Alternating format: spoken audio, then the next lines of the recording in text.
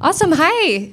Really excited to be here. This, as Ron mentioned, is thinking beyond the game. So not just making a great game, but making a great gaming business. So I'm very excited. I have two wonderful panelists here. I'm going to start with Nadav Gross, who is the co-founder and CEO of Dots.eco, which is working towards environmental impact built into gameplay.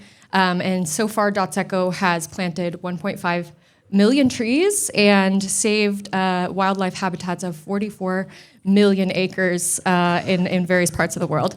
So this is Nadav. Say hello. You can give us some context.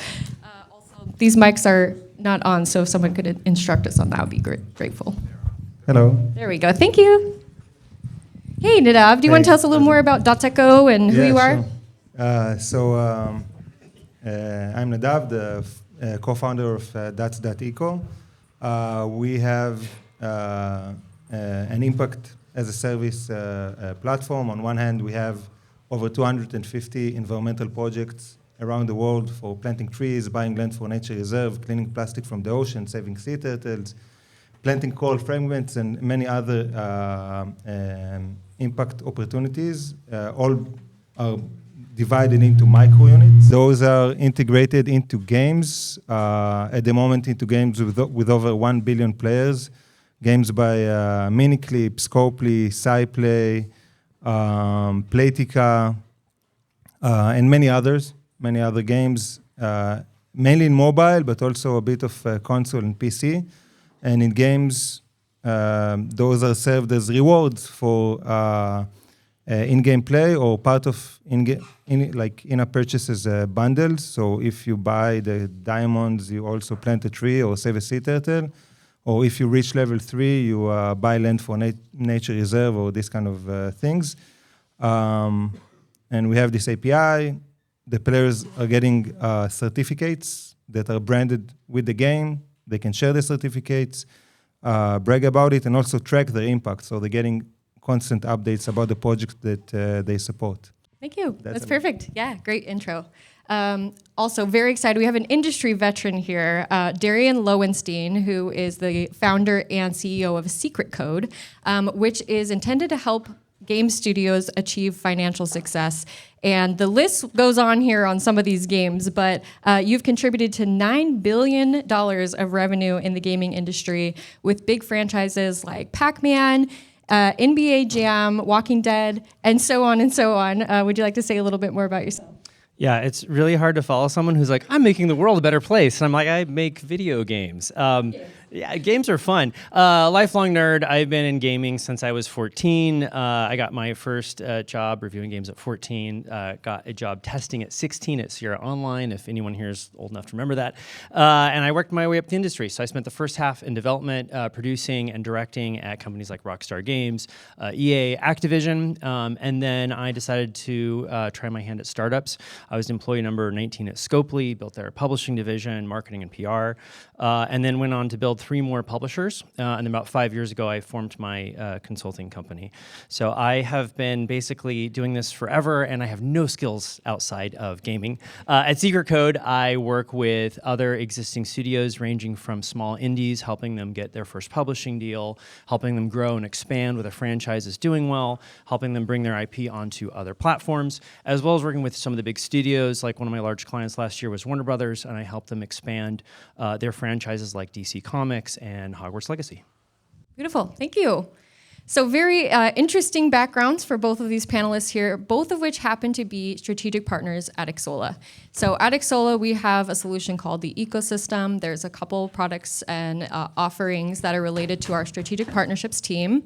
Both of these folks are here to help us think about the gaming business. And if we have our entrepreneurial mindset, it's really shifting our thinking into understanding what the larger ecosystem is and how we fit into it. So one of the first things that's really important to think about in how you relate to the industry is with players.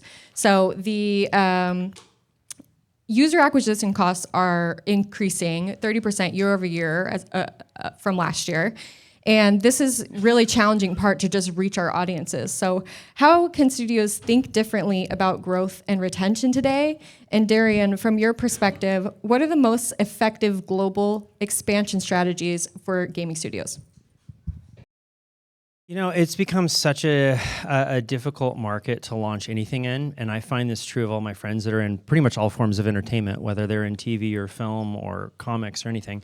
I think for gaming, you know, when I look at the clients that have had a lot of success, there's always the virality of something that I think can help it really take off. I've had a couple of clients that have built games where they specifically have some type of catch, something that's visual, something that's in the gameplay that they know is going to play really well on social media. So, for example, not a client, but you may remember that High Heels game that came out. Really simple. It was a forward runner, and every time you would go over a pair of high heels, the high heels would grow and grow and grow, and you'd have simple obstacles, right? So it's immediately this very visual, like, what weird thing. Went viral on Instagram, went viral on TikTok, and they got tens of millions of downloads off of that. You see a lot of horror games playing that really well, where you have different types of big reactions and scares play really well with Gen Z. And that translates globally, meaning if someone's playing a horror game and they're really scared, you don't necessarily have to speak their language. So a lot of times when I'm early on with a developer and we're talking about global expansion, I'm trying to figure out, okay, what are some of the core elements of your game that can stand out globally, that are language agnostic, that can help you play to social algorithms. I want to talk about the lack of algorithms that we have in our current storefronts today, because I think that's one of the biggest issues relating to discoverability, is the fact that Steam and the Apple App Store and everything else is completely overrun and flooded with too much content. Wow, so much good stuff in there. The thing I really like that you said where we talked about pre-panel was just that human emotion element and how important that is. And so you spoke about virility a little bit, but I think you're kind of referring to that social element, right? And getting out to the community and make sure that you are building that community. So something that I think Nadav can speak to is, you mentioned the certificates that get shared and sharing those certificates with your community. Do you want to tell us a little bit about the success rate of those online? Yeah, sure. So what we noticed is that by effect of those certificates that people are getting is that they want to brag about it. Players want to brag about it, and we have almost 20% share rate of the certificate. So what we know is, like, people that are engaging with the share, it's impossible to know what's happening after the engagement, but those are the share rates, and that's kind of like the ballpark numbers for across the board, from casual games to social gaming to whatever across the board people are sharing. And also we found that it's even cross demographic. So if you have games that are intended for the older audience or the younger audience, or even different countries that rule, we see kind of similar share rates globally. So it's kind of, and everything is translated as well. So I think that's a very important aspect of the engagement, because everything is translated to the language of the player, which makes it much more shareable. And I think another element for us in terms of discoverability and helping to generate more traffic, we saw that one of the features that studios like the most is the fact that the platforms are promoting them. So once they're getting some kind of environmental or do-good activity in the game, the App Store, the Play Store, they're featuring the games, and we have it in so many titles. You need to engage sometimes with the platform, but they will push you. So that's also like one of the benefits. Yeah, that is exciting. I wanted to hear a little bit more about TikTok in this question. So Darian, maybe you can share a little bit more about how the strategy involves that and what you're thinking there. You know, TikTok's really interesting. Typical elder millennial, had kind of written off TikTok as a younger person's platform. And TikTok reached out to me in 2020 and said, hey, we want to hire you to do some influencing on the realities of being a game developer and what it's like to get a career in game development. And at first I was like, I'm literally like the dad age of that. Like, why would you want me? They convinced me. I did the contract, and I just started posting videos about how I got started and like what a real game development career is like. The second week, I posted a video, and I went to dinner, and my phone would just not stop buzzing. And I'm not a terrible person, so I just put it over there, put it on silent. And at the end of the dinner, I look, and I had like 50 notifications from TikTok, and I had a video that went viral. That I just literally, it was one of the ones I put the least effort in. I literally said something to the camera, farted it out, and put it up there. That video went on to get like 2 million views, and I had multiple videos that went on because I realized that the algorithm was so incredibly effective that it was reaching millions of kids where I had their dream career. And so I was getting tens of thousands of followers, and I was getting tons of interactions and tons of questions, and I did more and more videos. And what I realized is that with a good algorithm, you can reach your intended audience, especially if your content is great. It also taught me a lot about Gen Z and Gen Alpha. So one of the things that TikTok told me in the first call when we kicked off and they hired me was that their average attention span was about a second. The older you go, it gets a little bit longer, right? Millennials, Gen X, it will be maybe 2 seconds. But for the majority of them, majority of their users, it's 1 second where they decide whether or not to flip. If you've ever seen a friend on a dating app, right? See how quick they do it, and you're like, wait, but right, net. So with TikTok, it's very similar. So within that first second, you can't do the, hey guys, so a lot of you asked my skincare routine. No. You've got to bust out with something engaging, text on screen, and you've got to grab their attention. And I think that is true for the majority of ways that we advertise and promote and market games, whether it's a TikTok account, whether it's a trailer, whether it's YouTube. You may notice that film trailers used to start with like the big logos and the slow build up, and now it's the 3-cut. It's 3 quick action shots and the star and oh, danger, and then they play the logo and then they play the trailer. So I think with TikTok, not only has it changed our younger audience's attention spans, but it's also had to change the way that we market things, where you really have to have some type of viral element, something that's visually different, something that's engaging, a character that's quirky. A friend of mine just put out, or is putting out a game soon called Mexican Ninja. And it's really funny because it's a Mexican ninja. And so immediately it's like, and it's done so well on socials. It's gotten a ton of buzz and virality from a unique, fun theme that we haven't all played and seen before. It's not the angry soldier man shooting stuff. Like, it's something that's unique and fun. Yeah, it's really interesting because, you're talking about this younger generation, and that's a group of folks that really have an interest in the environment. So to hear that the 20% certification share rate goes across the board is fantastic. But thinking about who the players are, who you're really targeting, and then getting that emotional connection, either by something super cool or rad or different, or by connecting to the heart or getting deep into that human connection piece. Did you want to share a little bit more about Gen Z or any of the kind of age target variation that you have? Gen Z was our initial, we started Dots.eco 3 years ago. Before that, I had a gaming studio that was like environmental targeted, and that was really targeted to Gen Z. And the entire concept was targeted to Gen Z because, as we know, Gen Z are super aware, care and knows exactly where they're heading to in this planet. Very globally minded as well, all connected. All connected and all very aware, very they care.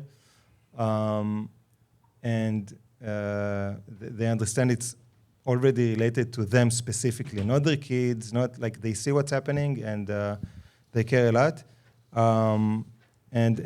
As I just mentioned 2 minutes ago,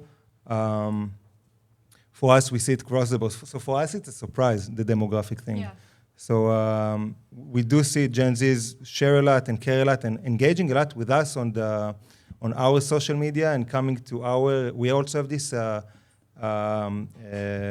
subscription for Impact, so people can subscribe, and then they're actually approaching us, going to our website and subscribing for Impact. So we see more Gen Zs are doing that. Very involved, but we see it. We kind of see the you mentioned earlier the emotions, right? People are getting very tied to the impact they're making and also to the causes, because the causes are normally provoking emotions. You can tell a story around it. You can have all sorts of narratives, and normally that's what games do. They build a narrative around the social activity, either if it's something that is always on or as a live ops activity. Yeah. And yeah, Yeah, the storytelling element is so important. super important. And I mean, it's great to be pleasantly surprised when you have a theory and you put it out into the world and you're testing that. And I think that's a big piece of the entrepreneurial mindset and thinking about the ecosystem is understanding what your North Star is and having a hypothesis, and then being able to, tell a story that can get you there, and being willing to adapt with the data is really important as well. Okay, so that was kind of our, thinking about how we're getting to players, putting that cap on. There's a few different roles with user engagement, user acquisition, even marketing in that element. But switching to relating more to collaborative partnerships in the industry. So it's a huge piece of strategic partnerships. Obviously, there's a lot of benefit to knowing folks in the industry and then outsourcing to experts. So what role do partnerships play in helping developers scale efficiently? And Nadav, how has Dots.eco partnership approach helped you grow your impact? Everything we do is based on partnerships. We discussed about it in the all the impact that we did is because of partnerships. At the moment, we have over almost 70 partnerships, mainly in the gaming industry, and a nice majority out of that is our big studios. And for us, it's all about the partnerships. I can tell you that the way we are doing partnerships, and we actually discussed about it with Ron earlier today, and I think we're going to touch it maybe a bit later, but it's just human relationships was what we are doing now here. That's how we made most of our partnerships, like mingling around, meeting people, talking, chatting, and then oh wow, that can be great for my game, or that can be a great partnership for us, even if it's not a huge one. Or, it just reminds me, one of our best partnerships is one of our smallest partnerships. We have a game that is called Crab God.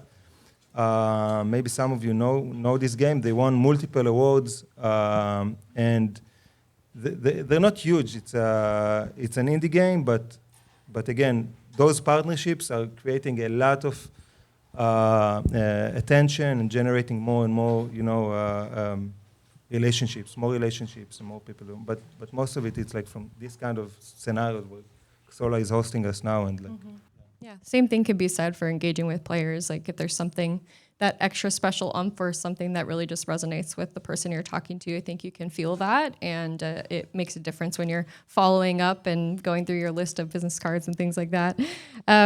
Darian, if you're advising a studio, how would you help them identify which partners to partner with or do in-house? I often start with a difficult conversation, which is, what are you bad at? And whether I'm working with a massive, huge movie studio or a indie team of 3 people, it's always a difficult conversation. Some people are more forward with oh, you know what, I'm really bad at X, or my team is awful at Y. But most of the time it's oh, we're pretty good at most things, other things quickly, I can do it. Okay, well, I think we're entering a market now, or we're in a market now where you can't do everything yourself. You have to find partnerships. And increasingly, if anyone in this room has tried to raise money in the last year, you know how difficult that path is. And increasingly, anybody who's writing checks, publishers, BCs, angels, their expectations have risen. And increasingly, they want to know, what are your co-dev solutions? What are your partner solutions? What are your AI solutions? What tools you're using? You can't have $150 million in 5 years and a team of 300 based in California. Well, you're going to get 25 million maybe. And we're expecting you to accelerate your entire dev process with Cody, with outsourced art, with CodeDev that's based offshore, with headcount costs that are a quarter of what your core team in Southern California is. So I think partnerships are at a place now where it's no longer it would be great too. I'm seeing it come in the ground level of our art director who has 30 years experience is based here, and then they are directing one art manager that's based in Austin, and then all of the art team is based in Ukraine, is based in other cities around the world. And I think that that is going to increase. I don't see that coming to a dramatic change. I've been meeting with all the big studios this year, and even the big brand names are all looking at ways to cut back on the core costs. The reality is that games, unless you're Fortnite, are not making the money that they were on average. We're seeing major losses across a lot of big games that have a lot of investment. Marvel Rivals, that just came out yesterday, that they've lost 85% of their player base in 10 months. So that is a game that had hundreds of millions of dollars invested in it by NetEase. It has a very high, expensive licensing deal with Marvel, right? That's a massive partnership. And if players are bleeding on a title like that, there's only a matter of time before it crashes. So how can they cut costs? How can they decode it? How can they use other tools to accelerate? Yeah, it's all about efficiency when you're thinking about the ecosystem mindset and being an entrepreneur. So it shifts from I need to build everything to I can leverage ecosystems to scale. And that's, I think, the quickest and most efficient way to get to that North Star, if that North Star is to scale. So what do you think, where do you think ecosystems are going to be in the next 3 to 5 years? And I'll let you battle royale over who wants to answer this first. This ecosystem, the gaming, Yeah. wow. What are we gonna 3 to 5 years. Yeah. I think that's like the single time in history where like predicting what's gonna happen in 3 months from now. Because Fair.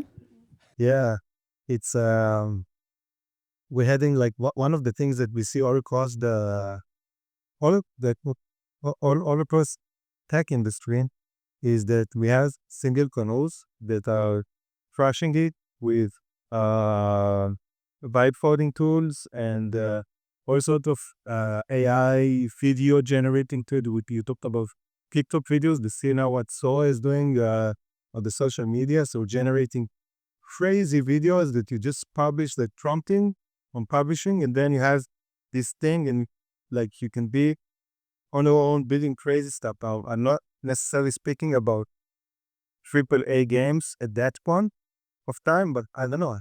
3 years from now, sounds like in Turkey, like and I have no idea what Sam Altman is busy and is talking about something, right? That is building this new thing. I have no clue what it is, what's gonna be, and it's really hard to predict. What I can say, my belief is that when you look at what the strategic gamble of some of the richest countries in the world at the moment, they are gambling all in on games, right? So Saudi Arabia taking all its weight, putting it on gaming, buying and buying and buying, and probably it's related to a vision in which more and more people will spend more and more time playing games, being engaged in games, and I do see a very bright future to all this industry. I know that COVID kind of, you had like, a big rush. Everyone was like, game, and then unlocked, and the industry went down a bit, but it's only a correction to a graph that is going up. We are now in kind of, hangover period, but we're going up again, and I'm sure about it. But how it will look like in 5 years, I really respect this answer, honestly. And you're right about the social content. Like, shout out to the Xsolla videography team. They film all day and then they post before the night's done. But I think also we were going to talk a little bit about AI maybe, but feel free to jump right in, Darian. Yeah, the ecosystem ones is a challenging one. So one of the things that clients will hire me to do is to build a 10-year franchise IP strategy plan for their IP. Meaning, like, what are all the things we're going to do for this IP in gaming for the next 10 years?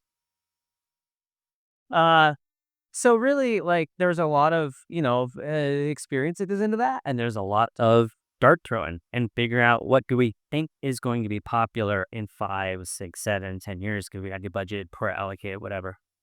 I think that brands that have a good relationship with their players will continue to do very strongly. I think that you're going to see a rise of user-generated content in gaming unlike you ever seen before. Probably similar to what we saw with social media that was happening maybe 15 years ago, right? The rise of the influencer. I think you're going to see more and more content creators. If you look at, again, looking at Gen Alpha and Gen Z, a client hired me earlier this year because they're a major publisher with a huge, huge IP catalog, and their games are doing really well with Gen X, Millennial, old Gen Z, uh, and everything below that, it's plummeting. So what does that mean? It means that their IPs that we had known and loved since I was a kid and gaming are not doing well with younger audiences. Younger audiences are not taking on to these games. So people are panicking at major publishers because they're not leaving Roblox. They're staying on. They don't care about visual fidelity. They don't care about an official IP. So these major corporations and companies are going, oh crap, if we don't pivot, we're going to start to hit this revenue cliff in the next 5 years. And then as we get older, we're going to just probably have to start shutting down teams and companies because our sales and revenue is gonna plummet.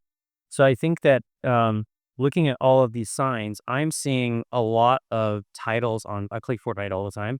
I'm seeing a lot of the two-person teams that you've never heard of that are literally 17-year-olds in a garage, and we're making UAFN mods on Fortnite, doing far better concurrent players, much higher numbers than the official IPs. And the official mods are made by a team of 30 experienced 7-8 best. Again, why is that?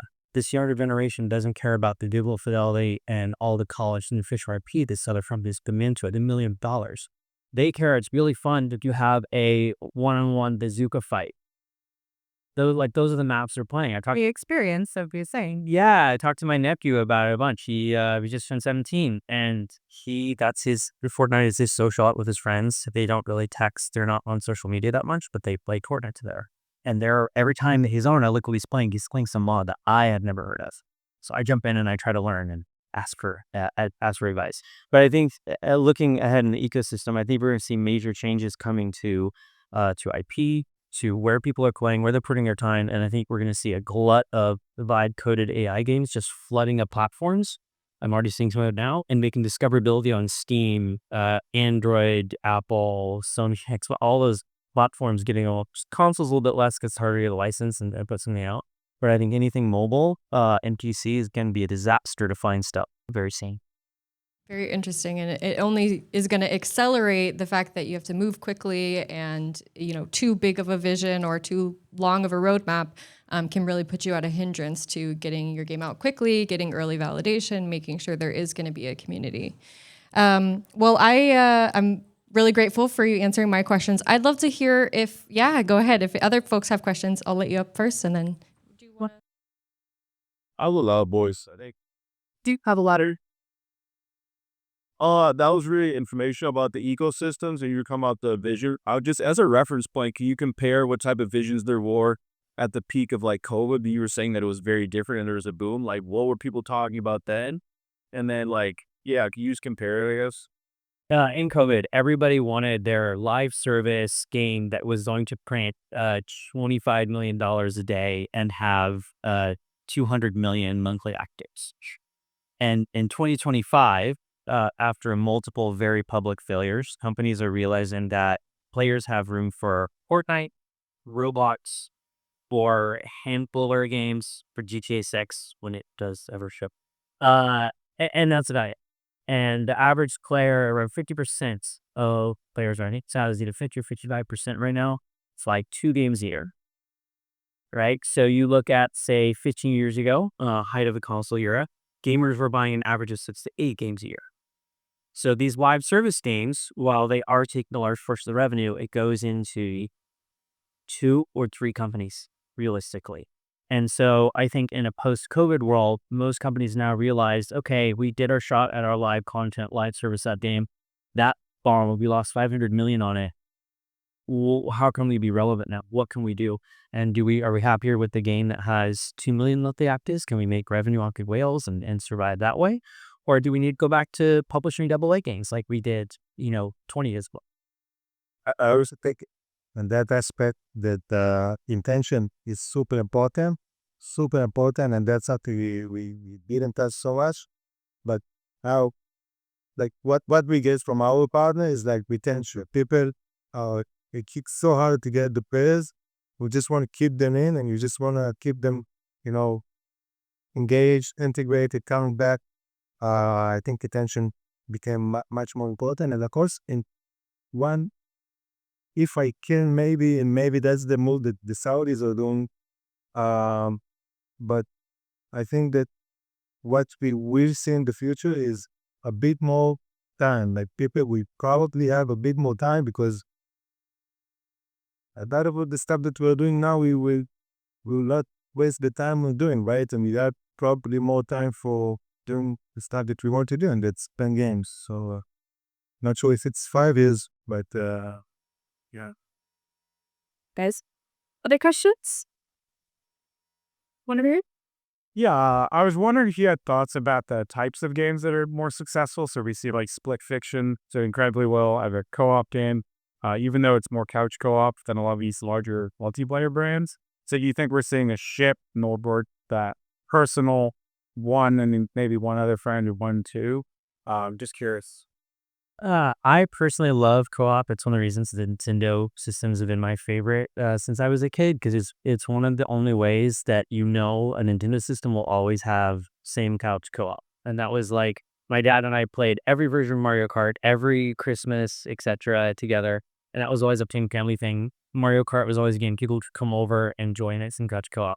Unfortunately, having worked on mobile games with Xsolla, it actually doesn't do very well for most games. You look at the stats I worked on a couple of big shooters.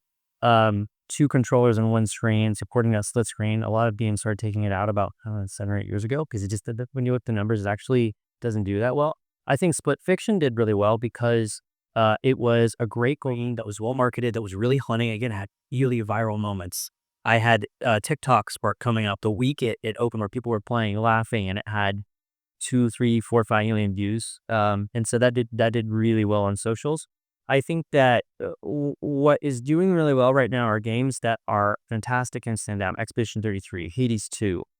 These are double A's that are really well done, smaller teams, smaller budgets. They're fantastic. They get really good reviews and they get really good word of mouth. And I think that when you look at the buying habits, again, going to that younger generation, especially I'd say millennial Gen Z, they do check reviews. They do talk to their friends about what they're playing, what they like. And word of mouth is becoming priceless. The younger generations, I have found, really want authenticity. So if I ever said anything that was even remotely off or wrong, or said a year wrong in one of my videos, immediately I would be called out by everybody. If I was saying something you didn't think was true, they would be like, "You're capping, and just I get 1,000 comments. Oh my God, guys, I'm not lying.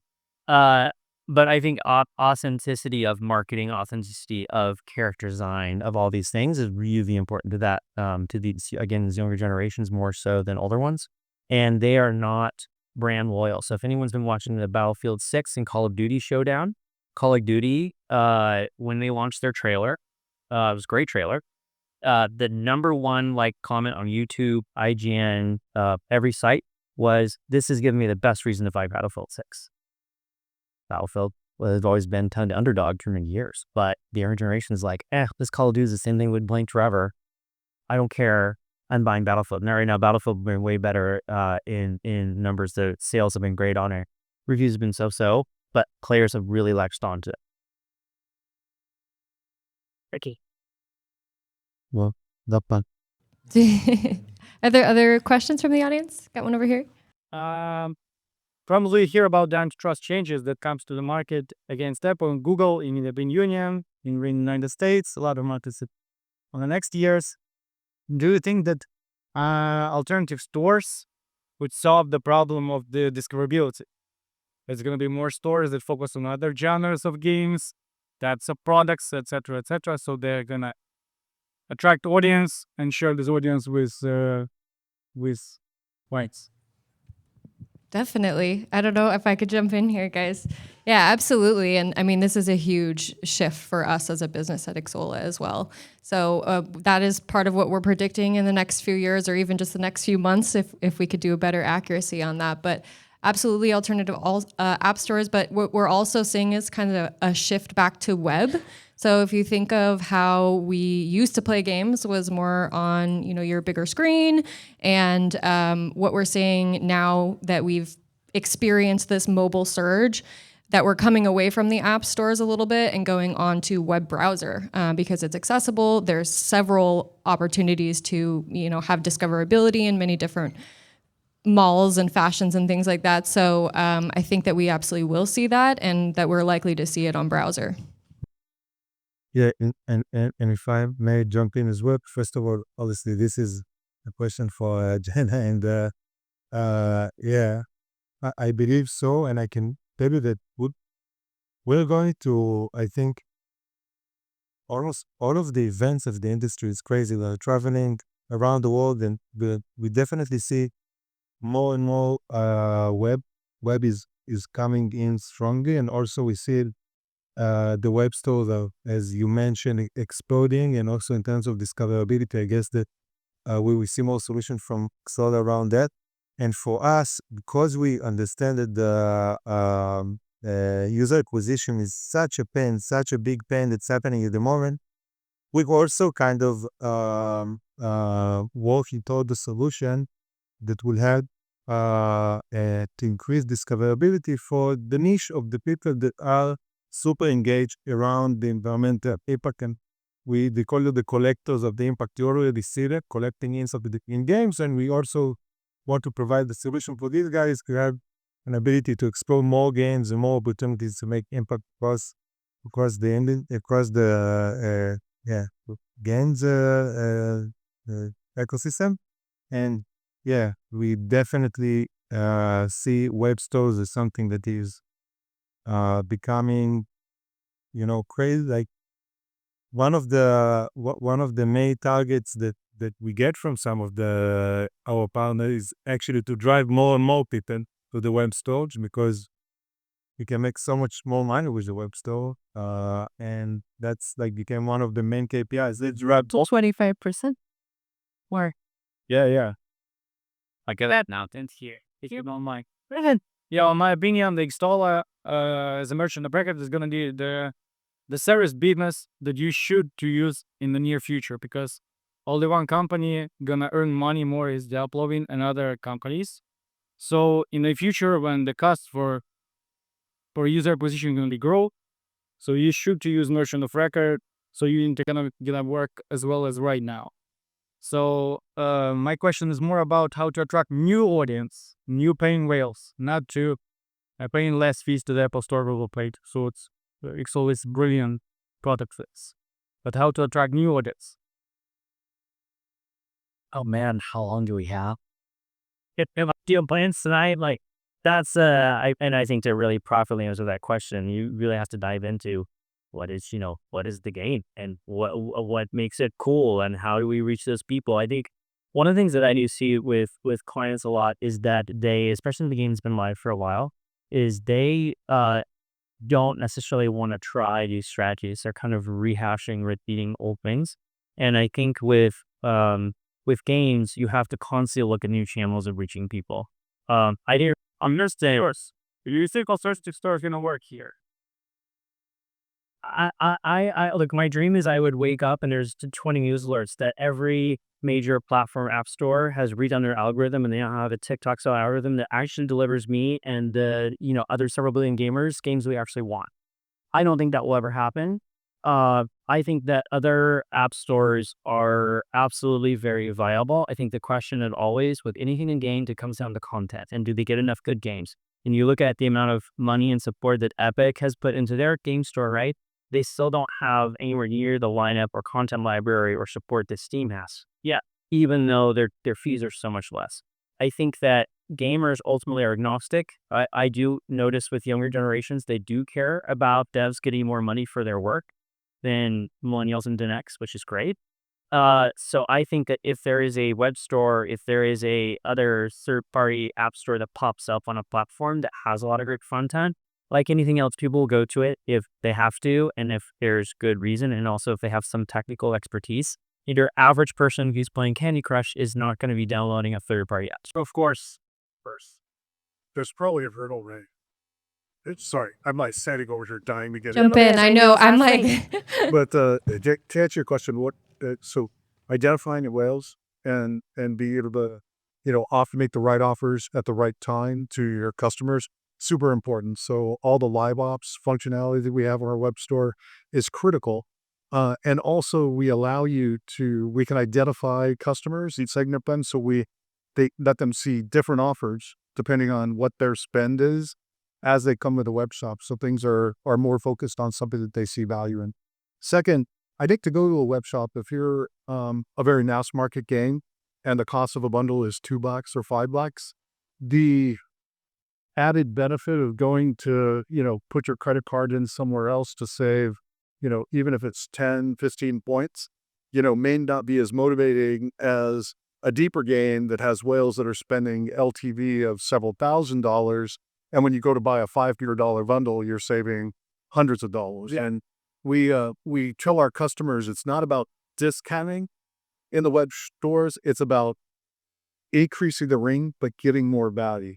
And if you do that, it's great for the developer, it's great for the user. They get a greater value and they see it, and then that locks them in. Then having the type of promotions that get them to come back, daily promotions, timed promotions, periodic things where they're always checking, can set up that kind of routine that locks them in. So we're doing a lot of things to bring folks back, segment, give the right offers to folks, certainly get the kind of global reach to maximize your customers, and we will get better and better on that over time. So anyway, Thanks, thank Ron. you for letting me Of course. jump in. I just had to address that. Yeah. And I mean, just to build on top of that a little bit and bringing it back to kind of the central theme of ecosystem thinking over here, like it's good to know who is a good partner and being able to learn from them and having an understanding of the market and experience will always be a good factor. And I love what you said. It's great to have you on the team and behind us. Yeah, we're gonna work. Yeah, sounds great. We'll chat. I think we have a few minutes, or are we just You come over. Yeah, You guys want to? We can be totally flexible. So if you're more here to wrap this, questions? we'll let it go for a couple more minutes. One back here. Yep. This is really interesting. And I'm very curious what you all think about how, like, we've seen, right, Discord's put a lot of effort in Discord activities, for example. And like Reddit tomorrow has an event that we're doing this hackathon around these Reddit AI games. I'm very curious how you would say that plays into kind of this puzzle and like the point of discoverability and such. Definitely. I mean, those are the two channels that I use personally. So, I mean, it's really about reaching your audience where they are. And again, having that hypothesis of who your target is and understanding what's going to have that emotional connection with them. So I think there's a lot of opportunity in all of these channels that we've mentioned. And it does come down to being able to make an impact with the user and really finding the partners that can help you get into the right places. Discord specifically, yeah, we chat with them, but it's kind of an interesting thing because I think they have a charter to kind of do it all, kids it in their ecosystem, figure out a way to do web shops and their own payments, the whole list of other things they want to do. And, we're trying to figure out a way that we can both partner to each other's advantage, right? And my guess is at some point we're going to decide to specialize because you just can't do all. I mean, they probably have enough money to give it an attempt, but it's hard to be great at everything. And back to kind of the central theme that Janice brought up is, I think more and more, and I know we're doing it, is there are some things that are strategic that we want to do internal that add long-term value to the company. And there's other things that can add value to our partners, but are things that we would rather bring into our ecosystem through partnership. And I think Discord will get there at some point. We're suddenly moving down that road. It feels like, from what I'm hearing from these gentlemen up there, that they're seeing that as a bigger trend within the category. And I think at some point, we'll find that blend where it's like, okay, this is how we get together. You do that, customer wins, user wins, ecosystem wins, let's go. But it's taken a while to find out by Delts, I got to say. I've been there for. We love a win-win-win always. Do you guys want to add to this one? After my brief stint in Web3, one of the biggest things I took away was community. Like, that's something that Web3 did really well, and they focused on from the very start. We're going to be engaged in AMAs. We're going to have a presence on Discord. We're going to build that up. We're going to try to grow the community naturally, and that's something that legacy game companies are terrible at. And you look at the hatred that company like EA, my former employer, gets online on a routine basis, right? And I don't look to this day, I don't think they engage their community very well. I think they do really broad swaths of things, but I think that's something that newer and younger companies are either doing well or have to do well to succeed. And I found a lot of the indie games that have come out last couple of years have done a great job of community. I had a client that I encouraged to do developer diaries on TikTok, and they're like, I'm not on camera. I'm a nerd. I'm shy. I'm like, that's exactly why you need to make this videos talking about the process of making this game. I don't care what it is. I don't care how bad the lighting is. Just put something up at least twice a week. And they ended up having a couple of videos that went viral, and then that ended up helping the game a lot at launch on their Steam wish list because they developed a connection with this media, and they were real. They were authentic. They were dorky. They were nerdy. They were not your traditional on-camera, hi, how's it going person. They were like, oh, sorry for day. I had a problem with this bug, and I spent hours on it, and I wanted to cry. Like, they were realistic. And I think, again, like that works really well on community-based platforms, authenticity.